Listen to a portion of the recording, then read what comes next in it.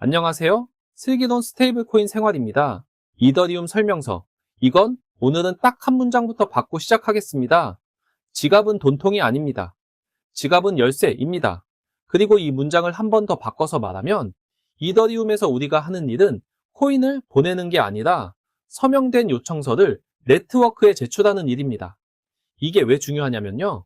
대부분의 사고는 차트를 못 봐서가 아니라 대부분의 손실은 뉴스가 늦어서가 아니라 그냥 내가 지금 무엇에 서명하고 있는지를 모르고 버튼을 눌러서 터집니다. 특히 디파이에서는 버튼이 한번 눌리는 순간 내가 송금을 한 건지, 승인을 해준 건지, 컨트랙트를 실행한 건지 종류가 완전히 달라질 수 있어요. 그래서 오늘 이거는 세계 컴퓨터의 내부 엔진 EVM으로 들어가기 전에 그 엔진에 들어가는 입력값이 무엇인지, 즉 지갑, 계정, 서명, 트랜잭션의 정체를 진짜 설명서처럼 쉬운 언어로 정리해 보겠습니다. 그리고 오늘 영상도 마찬가지로 무언가를 추천하는 영상이 아니라 작동 원리와 사용법을 알려주는 매뉴얼입니다. 자, 책을 펼쳐보겠습니다. 우리가 일상에서 지갑이라고 하면 현금이 들어있는 물건을 떠올립니다. 내 지갑 안에 돈이 있다. 이게 너무 자연스러운 문장이죠? 그런데 이더리움에서 지갑은 돈이 들어있는 통이 아니라 내가 누구인지 증명하는 열쇠 묶음에 가깝습니다. 그러면 질문이 생깁니다. 내 지갑이 돈통이 아니라면 내 코인은 어디에 있는 건데요? 답은 이겁니다. 내 코인은 지갑 안에 있는 게 아니라 이더리움 네트워크의 장부, 기록에 있습니다. 그 장부는 특정 회사 서버에 한 장만 있는 게 아니라 수많은 컴퓨터들이 똑같이 들고 있는 장부입니다. 그 장부에 이 주소의 잔액은 얼마, 이 주소가 어떤 컨트랙트에 어떤 권한을 줬다. 이런 기록이 적혀 있어요. 지갑은 그 장부를 직접 들고 있는 게 아니라 그 장부에 대해 이 행동은 내가 승인한 행동이다 라고 찍을 수 있는 도장을 들고 있는 겁니다. 그러니까 핵심은 이거예요. 지갑은 돈 보관함이 아니라 지갑은 권한, 열쇠 관리, 도구다. 여기서 오늘의 첫 번째 확인 질문. 나는 코인을 가진 게 아니라 내 계정을 움직일 수 있는 권한을 가진 것이다. 이 문장이 자연스럽게 들리면 이제 다음 페이지로 넘어갈 준비가 된 겁니다. 이더리움의 계정이 뭔지 보겠습니다. 이더리움의 계정은 크게 두 종류가 있습니다. 첫 번째는 사람 계정, 내가 개인 키로 직접 움직이는 계정입니다. 보통 지갑을 만들면 생기는 주소가 이 계정이죠. 이걸 줄여서 사람 계정이라고 부르겠습니다. 두 번째는 코드 계정, 사람이 아니라 코드가 규칙대로 움직이는 계정입니다. 우리가 스마트 컨트랙트라고 부르는 것들이 여기 해당합니다. 이걸 코드 계정이라고 부르겠습니다. 여기서 가장 중요한 차이가 하나 있습니다. 사람 계정은 먼저 시작할 수 있습니다. 내가 먼저 트랜잭션을 만들어서 네트워크에 제출할 수 있어요. 반대로 코드 계정은 혼자서 시작을 못합니다. 누군가가 호출해줘야 움직입니다. 현실 비유를 들어볼게요.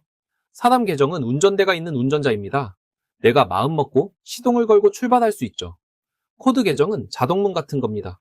자동문은 스스로 걸어서 밖으로 나가지 않습니다. 누가 다가오면 그때 열리고 누가 버튼을 누르면 그때 동작합니다. 그래서 디파이 버튼을 누른다는 건 사실상 코드 계정에게 일을 시키는 호출을 하는 겁니다. 여기서 두 번째 확인 질문. 내가 버튼을 누른다는 컨트랙트가 실행된다. 이게 성립하려면 내가 시작할 수 있는 계정이어야겠죠? 그 시작의 힘이 뭘까요? 바로 다음 페이지의 핵심 서명입니다. 이더리움에서 내 계정의 핵심은 아이디나 비밀번호가 아닙니다. 개인 키라는 한 개의 비밀 열쇠입니다.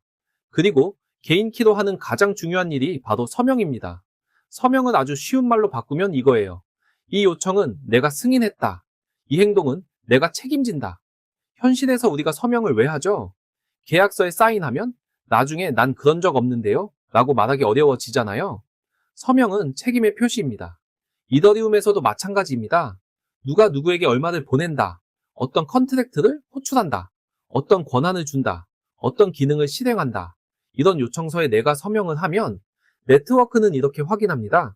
이 주소의 주인이 맞다. 남이 위조한 요청이 아니다. 그럼 실행해주겠다. 여기서 설명서가 꼭 강조해야 하는 경고가 있습니다. 개인 키를 잃으면 복구 버튼이 없습니다. 비밀번호 재설정 같은 게 없습니다. 왜냐하면 중앙관리자인 은행이 없기 때문입니다. 은행이 없다는 건 자유가 커진다는 뜻이지만 동시에 책임이 커진다는 뜻이기도 합니다. 그래서 지갑을 쓴다는 건 사실상 키 관리를 한다는 뜻이고 키 관리는 곧 보안입니다. 여기서 짧게 한번 정리하고 갈게요. 지갑은 열쇠고 서명은 그 열쇠로 찍는 도장입니다. 자, 그런데 이 도장은 어디에 찍히느냐?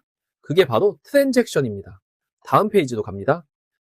트랜잭션이라는 단어가 어렵게 느껴지지만 설명서 버전으로 번역하면 끝입니다. 트랜잭션은 서명된 요청서입니다. 요청서에는 무엇이 들어가느냐? 쉽게 세 칸만 기억하시면 됩니다. 첫째, 어디로? TO. 둘째, 얼마를? value. 셋째, 무엇을 하라고? 데이터. 단순 송금이면 어디로는 받는 주소, 얼마는 전송 금액, 무엇을 하는지는 그냥 전송이죠. 그런데 이더리움이 재미있는 이유는 데이터 칸이 있다는 겁니다. 이 데이터 칸에 이 컨트랙트의 이 기능을 실행해줘 라는 호출 내용이 들어갑니다.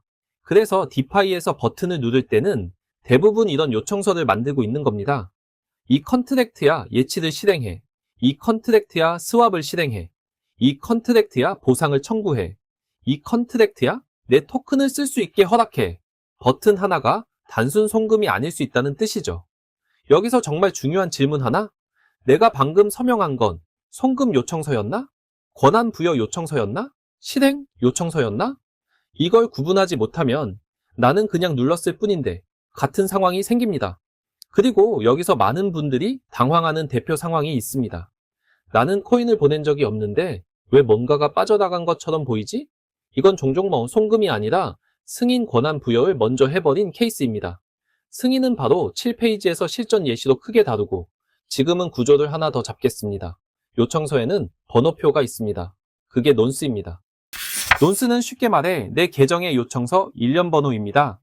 이더리움은 내 계정이 지금까지 몇 번째 요청서를 냈는지 그 숫자를 기록합니다. 그래서 같은 번호의 요청서는 2번 실행되지 않습니다. 이게 왜 필요할까요? 누가 내 요청서를 복사해서 똑같이 한 번 더 보내면 큰일이잖아요. 논스가 그걸 막습니다. 그리고 논스는 또 하나의 효과가 있습니다. 요청서들이 순서를 지키게 합니다. 그래서 어떤 일이 벌어지냐면요. 가끔 거래가 멈춘 것처럼 보일 때가 있습니다.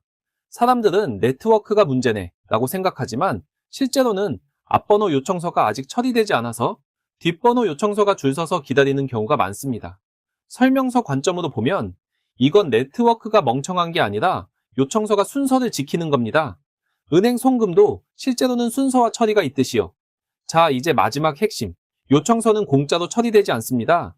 이더리움은 왜 비용을 받느냐? 그게 가스입니다.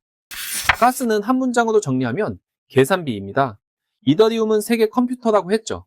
컴퓨터에서 프로그램을 돌리면 전기와 자원이 드는 것처럼 이더리움에서도 계산이 들고 저장이 들고 네트워크가 움직입니다. 그런데 만약 비용이 없다면 어떤 일이 벌어질까요? 누군가 무한 반복되는 코드를 던져서 네트워크를 계속 괴롭힐 수 있습니다. 스팸이 터지고 정상 사용자가 밀려나고 세계 컴퓨터가 멈추게 됩니다. 그래서 이더리움은 이런 규칙을 둡니다. 얼마나 일을 시키는지를 가스로 측정하고 그 비용을 날게 하겠다. 여기서 중요한 포인트는 가스는 벌금이 아니라 안전장치이자 자원 배분 규칙이라는 겁니다. 현실 비유로 하면 고속도로 통행료 같은 겁니다. 통행료가 아예 없으면 차가 무한정 몰려오고 정상적으로 이동해야 하는 차량도 못 움직이죠. 그래서 우리는 가스를 세상을 불편하게 만드는 것이 아니라 세상이 멈추지 않게 만드는 장치로 이해해야 합니다. 자, 여기까지 오면 이건의 부품 설명은 끝났습니다. 지갑은 키다. 계정은 두 종류다. 트랜잭션은 서명된 요청서다. 논스는 번호표다. 가스는 계산비이자 안전장치다. 이제 이걸 실전에 붙여보겠습니다. 이 페이지는 정말 중요합니다. 여기서부터는 설명서가 왜 필요한지가 바로 보이거든요. 첫 번째, 스테이블 코인 송금, USDT를 보낸다고 해봅시다. 많은 분들이 USDT를 지갑에서 꺼내서 보낸다 라고 생각하지만 실제로는 이런 요청서가 나갑니다. USDT 컨트랙트야. 내 주소에서 저 주소로 이만큼 잔액을 이동시키는 규칙을 실행해. 즉, 스테이블 코인 송금은 대부분 컨트랙트 호출입니다. 그래서 주소를 잘못 넣으면 설명서가 말해주는 그대로 되돌리기 어렵습니다. 여기서 실전 팁 한 줄. 주소는 외워서 쓰는 게 아니라 복사해서 앞뒤를 확인하고 쓰는 겁니다. 특히 첫 4자리, 마지막 4자리만이라도 습관처럼 확인하세요. 두 번째, 디파이에서 스왑. 여기서 사람들이 제일 많이 묻는 질문이 이거예요. 왜 버튼을 2번 눌러요? 대개 첫 번째는 승인입니다. 이 컨트랙트가 내 토큰을 사용해도 된다고 허락하는 단계죠. 그리고 두 번째가 실제 실행입니다. 스왑을 하거나 예치를 하거나 어쨌든 일을 시키는 단계입니다. 문제는 여기서 나옵니다. 승인을 필요 이상으로 해버리는 습관. 한 번에 편하니까 무제한 승인 같은 걸 해버립니다. 운 좋으면 아무 일도 안 생깁니다. 그런데 만약 내가 승인해둔 대상이 악성 컨트랙트이거나 나중에 그 권한이 악용되면 그때부터는 왜 이렇게 만든 거야? 라고 말해도 소용이 없습니다. 설명서의 언어로 말하면 승인은 호의가 아니라 권한 부여입니다. 권한은 편리하지만 위험도 동반합니다. 세 번째, 예치, 스테이킹, 랜딩. 여기도 버튼이 여러 번 나오는 이유가 있습니다. 보통 흐름이 이렇죠. 승인, 예치, 실행, 필요하면 보상 청구, 필요하면 출금. 사람들은 한 번에 끝나는 줄 압니다. 그래서 승인만 해놓고 왜 반영이 안 돼요? 라고 당황합니다. 하지만 실제로는 승인은 사용해도 된다는 허락일 뿐이고 예치는 실제로 넣는 행동입니다. 완전히 다른 종류의 요청서죠. 정리하면 실전에서 가장 중요한 구분은 이겁니다. 내가 지금 송금을 하는 중인지, 승인을 하는 중인지, 실행을 하는 중인지 이 구분만 생겨도 디파이 버튼의 70%는 안전해집니다. 자, 이제 마지막 페이지에서 오늘의 결론을 딱 한 줄로 정리하겠습니다. 오늘의 광고 시간입니다. 요즘 사업하시는 분들 이런 말 한 번쯤 하시죠? 검색해도 우리 회사가 예전처럼 안 뜨는데요. 근데 이제는 더 직접적으로 이렇게 바뀌었습니다. 고객이 검색창보다 먼저 AI에게 묻습니다. 여기 믿을만해? 어디가 더 좋아? 그리고 AI가 그 답을 정리해서 보여주죠. 그런데 우리 브랜드가 AI 답변에 안 나오는 이유는 대부분 단순합니다. AI가 참고할 수 있는 근거, 그러니까 구조, 문서, FAQ, 신뢰 신호가 홈페이지에 부족하면 AI는 인용할 자료가 부족한 브랜드로 판단하고 제외합니다. 오늘 소개해드릴 광고는 에디메스의 AI 검색 최적화 서비스입니다. 에디메스는 AO, GO, SEO를 통합해서 웹, AI, 검색 채널에서 인용될 가능성을 높이는 구조를 만드는 쪽이에요. 첫 번째, 기존 홈페이지를 AO 기준으로 구조화합니다. 메타, 스키마, 핵심 정보 구조를 잡고 AI가 가져가기 쉬운 FAQ와 요약 흐름을 설계합니다. 두 번째, 신뢰도를 올리는 콘텐츠를 배포합니다. 가이드, 비교, 절차, 체크리스트처럼 고객이 실제로 묻는 질문을 콘텐츠로 쌓으면 커버 범위가 넓어지고 인용 가능성이 높아집니다. 세 번째, 이 콘텐츠는 그대로 바이럴 확산으로 이어지게 설계합니다. 즉, 검색이 잘 되게 만드는 콘텐츠가 동시에 퍼질 만한 콘텐츠가 되도록 설계하는 거죠. 결론은 하나예요. 이제 경쟁은 순위가 아니라 인용입니다. 관심 있으신 분들은 크몽에서 에디메스를 검색해 보시면 되고 자세한 내용은 영상 설명란에서 확인하실 수 있습니다. 오늘 이거는 세계 컴퓨터의 내부 엔진으로 들어가기 전에 가장 기본적인 부품을 설명서처럼 정리한 시간입니다. 지갑은 돈통이 아니라 키다. 계정은 사람 계정과 코드 계정이 있다. 트랜잭션은 서명된 요청서다. 논스는 요청서 번호표다. 가스는 계산비이자 안전장치다. 그리고 오늘의 한 줄 기준은 이겁니다. 나는 코인을 보내는 게 아니라 서명된 요청서를 보낸다. 이 문장이 머리에 박히면 버튼을 누르기 전에 한번 멈추게 됩니다. 지금 나는 뭘 승인하는 거지? 지금 나는 뭘 실행하는 거지? 이 요청서의 티오는 어디지? 이 멈춤이 설명서가 만들어주는 가장 큰 안전장치입니다. 다음 3권에서는 이 서명된 요청서가 실제로 실행되는 엔진, 이더리움 가상 머신, EVM, 그리고 컨트랙트가 왜 모두에게 같은 결과를 내는지를 설명서 방식으로 이어가 보겠습니다. 오늘은 여기까지 슬기로운 스테이블 코인 생활이었습니다. 감사합니다.